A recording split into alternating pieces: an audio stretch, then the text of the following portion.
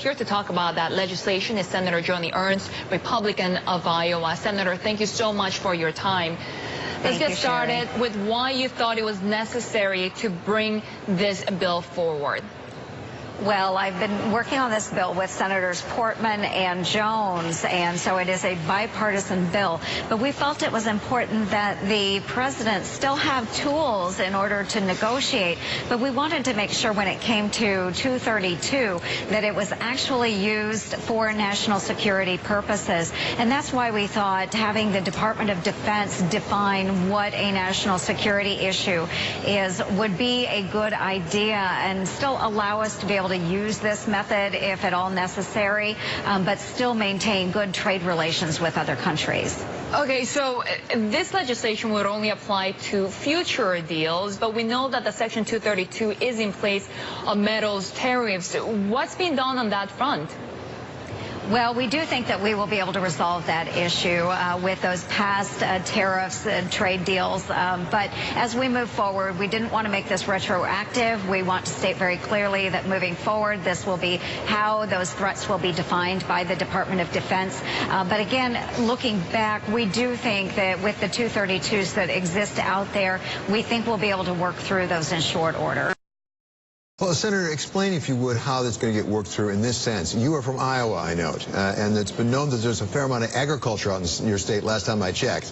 There's been some real action taken, retaliatory action, against the farmers. How will this work out with the steel and aluminum tariffs so the farmers of Iowa don't suffer?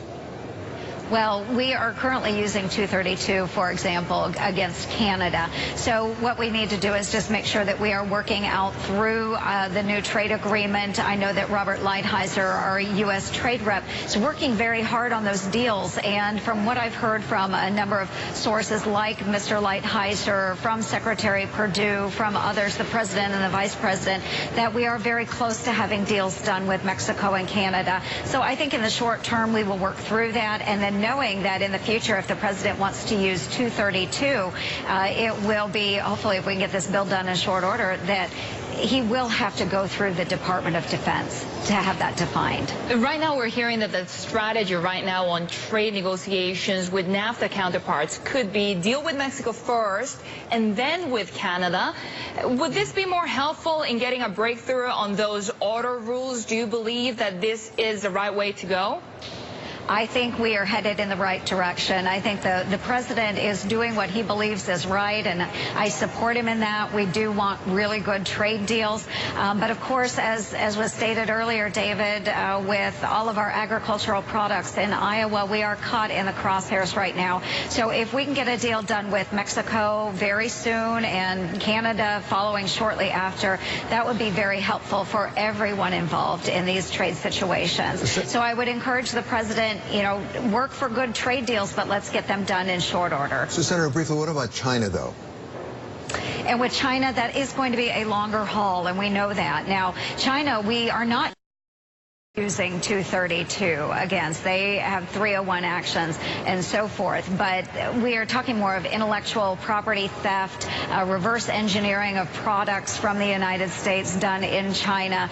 There's so many trade actions that they have just really been bad partners to not just the United States, but many of their other traders. So we have a long ways to go with them. But I do feel that we will be able to work through it. I think China is beginning to feel the hurt from the tariffs that have been enacted. Yeah, especially when China says that they want to defend their nation's dignity. How do you get out of this with both sides not losing faith? Well, defending their dignity in China also means making sure that they have the products to support their population.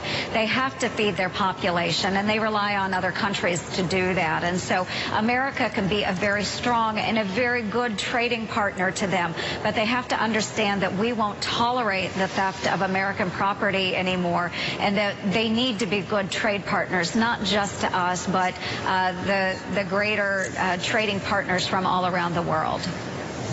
Senator, thank you so much for that. Senator Ernst, Republican of Iowa.